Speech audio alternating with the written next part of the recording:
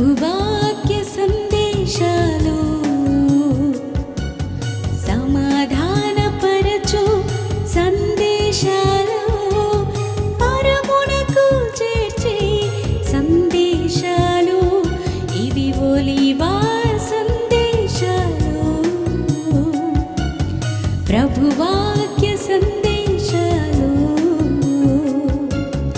సమాధానపరచు సందేశాలు పరమునకు చేర్చే సందేశాలు ఇవి ఒలీవా సందేశాలు.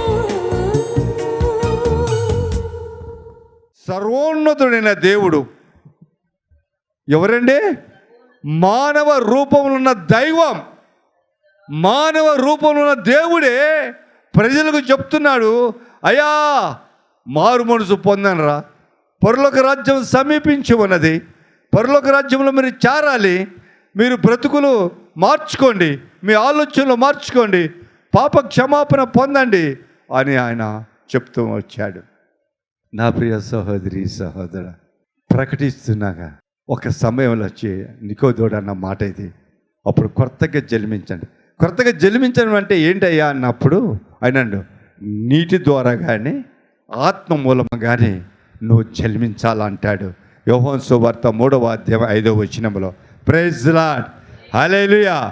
నువ్వు నీటి బాప్తిస్మం ద్వారా కానీ లేదా ఆత్మ బాప్తిస్మం ద్వారా నువ్వు పొందితేనే పరలోక రాజ్యంలో ప్రవేశించగలవు, కానీ లేకుంటే ప్రవేశించలేవు అని అర్థం.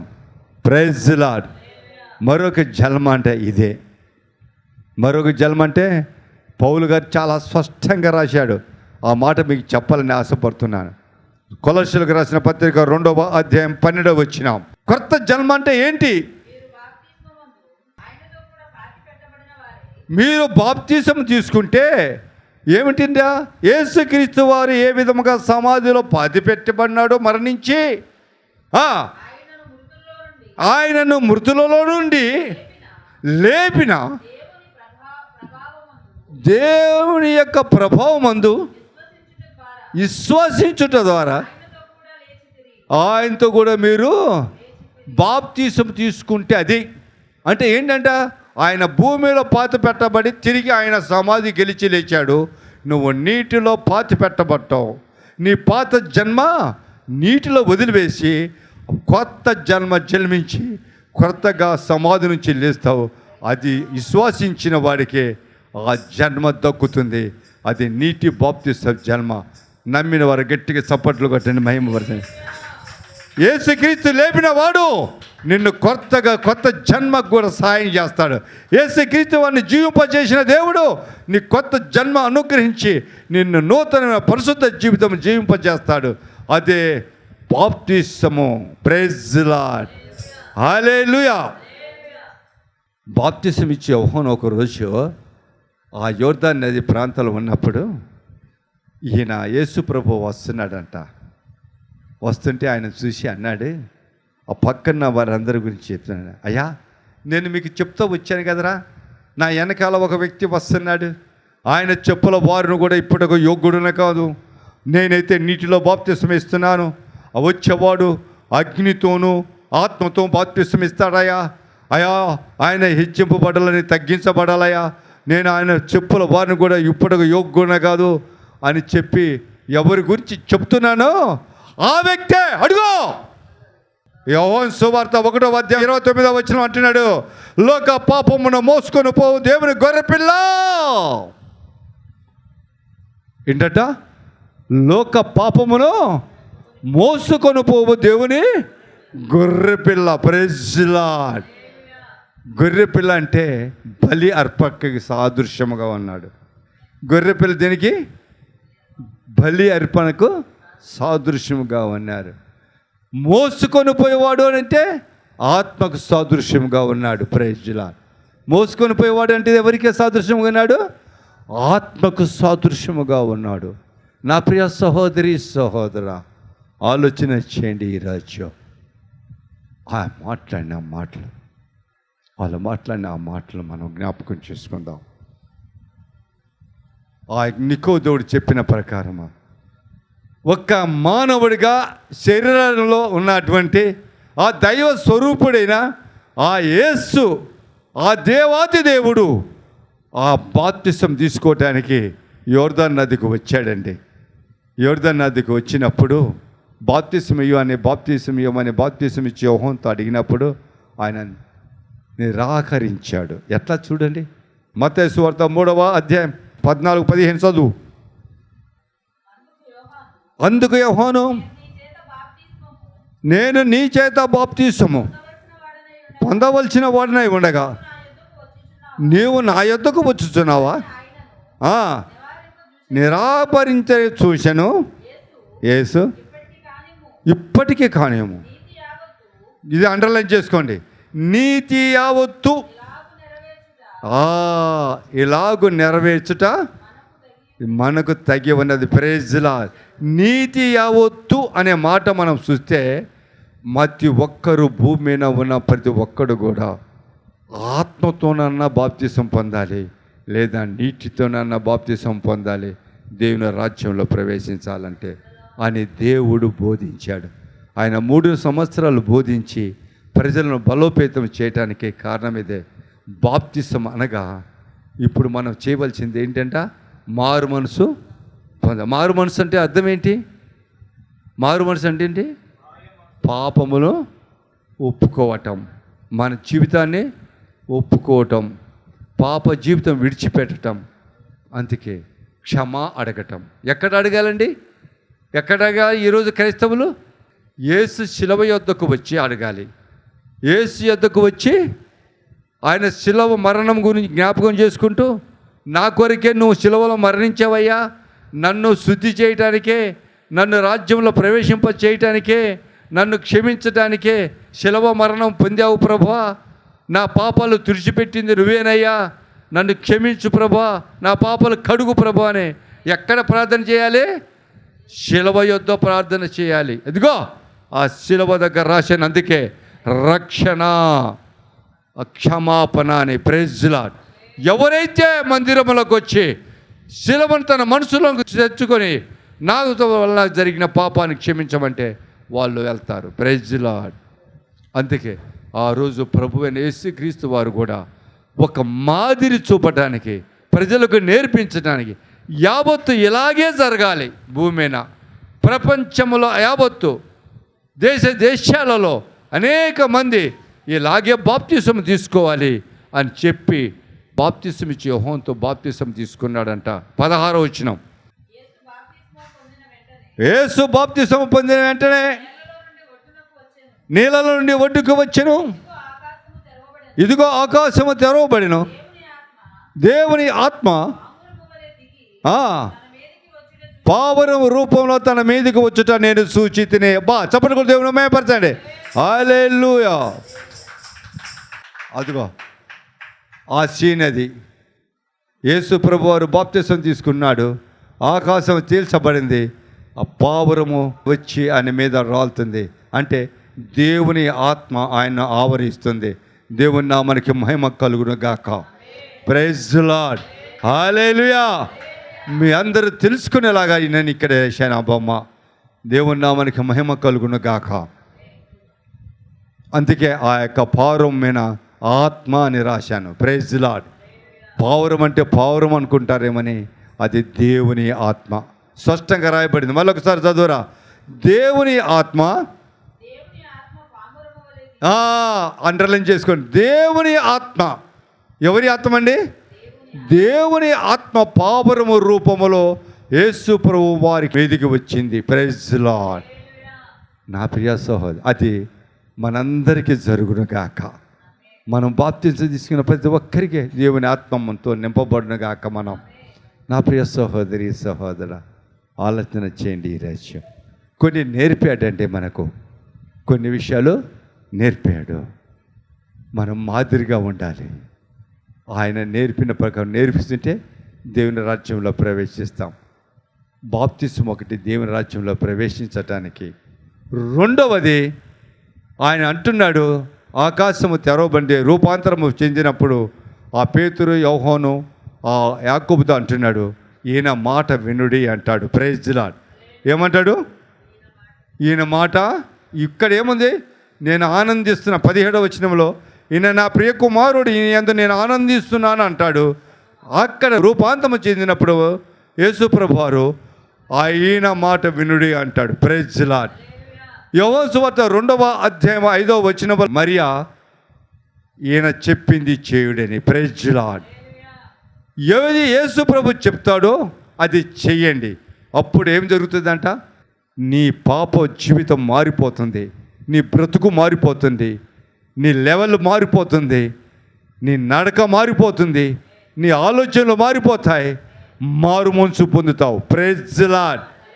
ఎందుకు తెలుసా? ఆమె చెప్పింది ఏమని తెలుసా?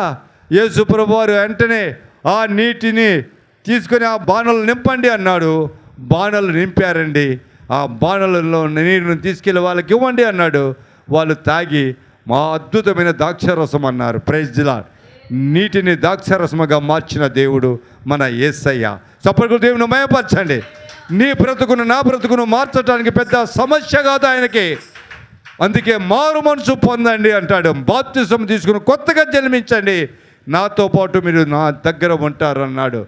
దేవుని ఆయన దగ్గర ఉంచుకోవడానికి, ఆయన దగ్గర ఉండటానికి ఆయన ఎంత తాపెత్తరపడినాడో 3.5 సంవత్సరాలు ఎంతగా బోధించాడో ఈ ఒక్క మాట మనకు తెలిసి అర్థమవుతుంది నా ప్రియ సహోదరి సహోదరుడా. రెండో మాట ఏమన్నాడు తెలుసా? యోహాను సువార్త 6వ అధ్యాయం అంటాడు, ఆకాశం నుంచి దిగి వచ్చిన జీవ ఆహారాన్ని నేనే అంటాడు. Praise the lord. ఏమంటాడు? ఆకాశం నుంచి దిగి వచ్చిన జీవ ఆహారాన్ని నేనే అంటాడు. ఎవడైతే నా శరీరాన్ని భుజించి నా రక్తాన్ని తాగుతాడో వాడే నిత్య జీవానికి వారసుడు ఉంటాడు. 120 మంది శిష్యులు ఉన్నారు ఆ సమయంలో. ఎంతమంది అండి? 120 మంది ఉన్నారు. అందరూ మేము మానవులను తినేవారిగా ఉన్నామా? మనిషిని పీక్క తినేవారిగా ఉన్నామా? నీకు అలాగనిపిస్తున్నాం. ఈ బోధ మంచిది కాదు, మాకు ఆ యొక్క సమాజ మందిరంలో బోధించే బోధే మంచిది, నువ్వు బోధించే బోధ మంచిది కాదని అందరూ ఎనిక్కిళ్ళిపోయారండి. కానీ అందులో ఉన్న మర్మము వాళ్ళు తెలుసుకోలేకపోయారు. అందులో ఉన్న మర్మము తెలుసుకోలేకపోయారు. అదే 6వ అధ్యాయం 54 వచ్చిన చదువుమా. యోహాను సువార్త.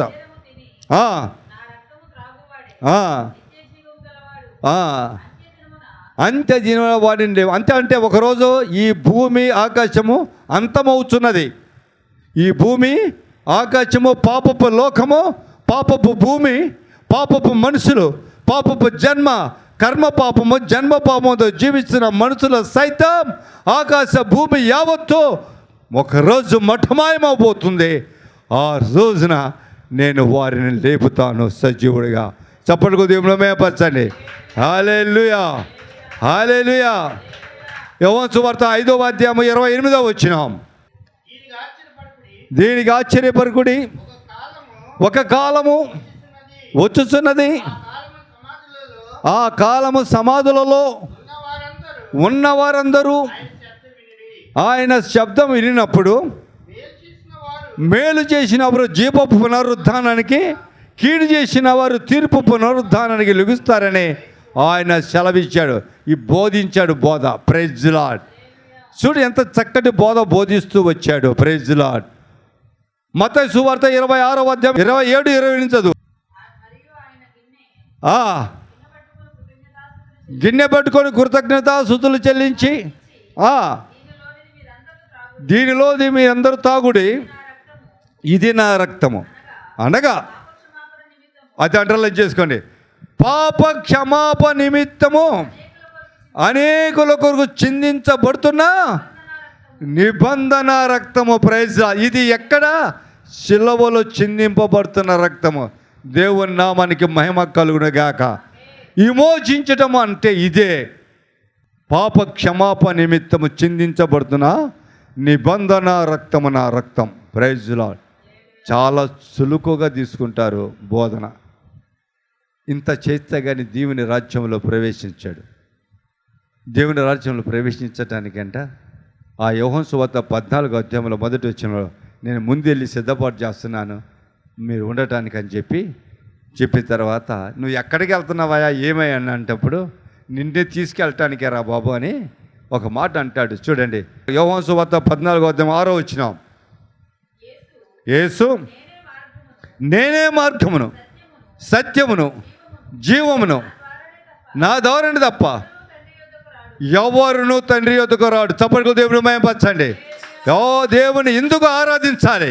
ఎందుకు క్రిస్మస్ రోజున ఆరాధించాలి కాదు, ప్రతి దినము, ప్రతి రోజు, ప్రతి గంట, ప్రతి నిమిషము, ప్రతి గడియ ఈ భూమండలములో ఉన్న ప్రపంచ దేశాలలో ప్రతి పట్టణములో, ప్రతి గ్రామములో, ప్రతి విలేజ్లో నా దేవుడు ఆరాధించడానికి కారణము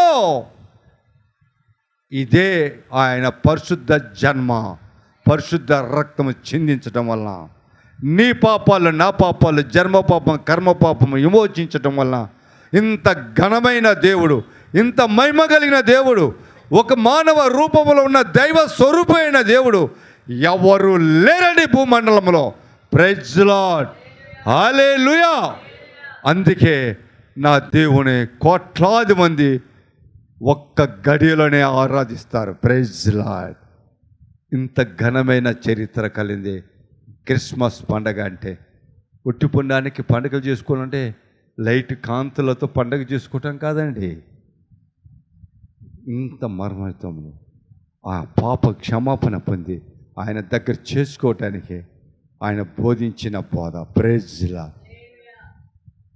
ఈయనంతా తాగిన తర్వాత ఆయన తండ్రి అంటాడు, అయ్యా సమయం వచ్చిందిరా, నేను చెప్పిన మాట సమయం వచ్చింది, నేను చెప్పిన మాట నెరవేర్చే గడియ వచ్చింది, ఇక నేను నిన్ను విడిచి వెళ్ళిపోతున్నాను.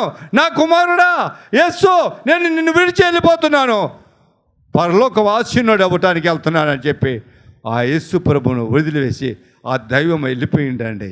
Praise lord.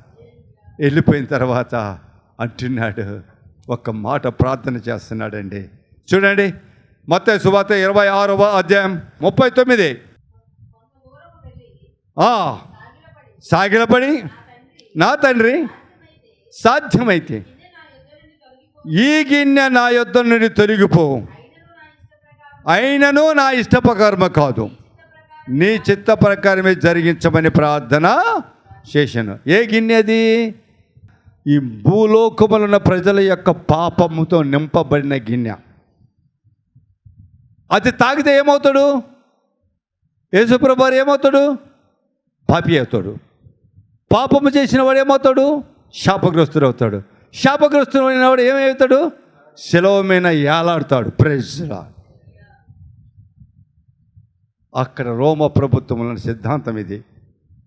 పాపం చేసిన వాడు శాపగ్రస్తుడు, శాపగ్రస్తున్న వాడు ఏలాడదీయబడతాడు. Praise Lord. ఉరి వేస్తాడంట. Praise Lord. శిలువ మరణాన్ని అప్పచెప్తారంట. దేవుని నామానికి మహిమ కలుగును గాక.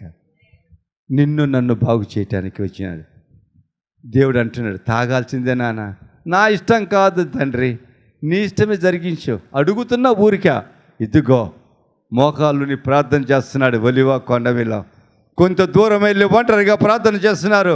తండ్రి, నీ చిత్తమైతే ఆ గిన్నెను తొలగించు, లేదా నీ చిత్తాన్ని నెరవేర్చాలనుకుంటే నాకు మనోధైర్యాన్ని దయచేయి, నాకు శక్తిని దయచేయి, ఓర్పు సహనము దయచేయి, ఆ శిలువని జయించగల శక్తి నాకు దయచేయి, ఆ బాధను సహించగల శక్తి నాకు దయచేయి ప్రభువా అని ప్రార్థన చేస్తూ ఉన్నాడు. ఇది ప్రార్థనా స్థలము, నా దేవుని ఆరాధించే స్థలము, నా దేవుని ప్రార్థించే స్థలము. ఇక్కడ పరిశుద్ధాత్మ దేవుడు బోధించున్నాడు. పాఠశాల ఇది, మా శిబిరము, ఈ కుమార్ గారు బోధించే బోధన కాదు. ప్రైజ్ లార్డ్, హల్లెలూయా. దేవుని నామానికి మహిమ కలుగును గాక. నా ప్రియ సహోదరి సహోదరు, ఎందుకు ఈ బొమ్మ లేపించాను తెలుసా? రాత్రి 3 గంటలకు నన్ను లేపి నా ప్రభువారు ఈ బొమ్మలు ఈ గోడ మీద వేయించమని చెప్పాడు. నేను వేయించాను. బోధించటానికి ఆయన చెప్తున్నాడు, బోధిస్తున్నాను. దేవుని నామానికి మహిమ కలుగును గాక. ఎట్లా పాపి అయ్యాడు తెలుసా? ఇంకా పాపం ఏంటో తెలుసా? చూడండి, 2వ కొరింథీయులు 5వ అధ్యాయము 21వ వచనం. ఎందుకనగా మనము ఆయన యందు దేవుని నీతి అగునట్లు. చూడండి, ఆయన యందు దేవుని నీతి అగునట్లు. ఈయన యందు, యేసుక్రీస్తు నామం యందు దేవుని నీతిమంతులుగా అవునట్లు పాపమెరగని ఆయనను మన కోసము పాపముగా, ప్రైజ్ లార్డ్.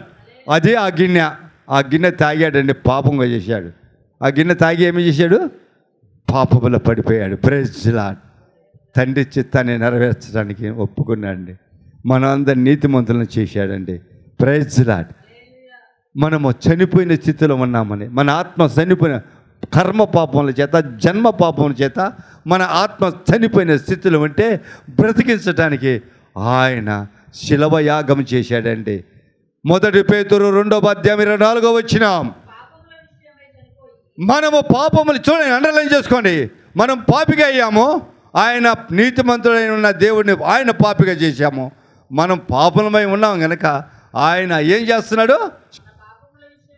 మనము పాపముల విషయమై చనిపోయి నీతి విషయమై జీవించినట్లు ఆయన తనకు తానే తన శరీరమయందు మన పాపములను మ్రాను మీద మోసుకొనెను. Praise lord. ఆయన పొందిన గాయముల చేత మనము స్వస్థ పొంది. Praise lord. మనం బ్రతికించడానికి ఆయన శిలువ మ్రాను మోసాడు. యెరూషలేము నుంచి గొల్గొతా వరకు శిలువ మ్రాను మోసాడండి. కొర్రదాతో కొట్టారండి. పాలు కాదు దేహం పైన కొడుతుంటే రక్తం చిందిందండి. మాంసం ముట్టుకలు ఇరిగిపడినాయండి. పడుతున్నాడండి, లిపుతున్నారండి, నడుస్తున్నారండి.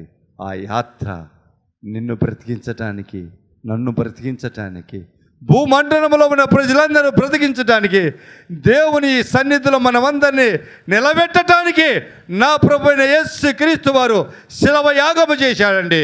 Praise lord. మత్తయి సువార్త 27:50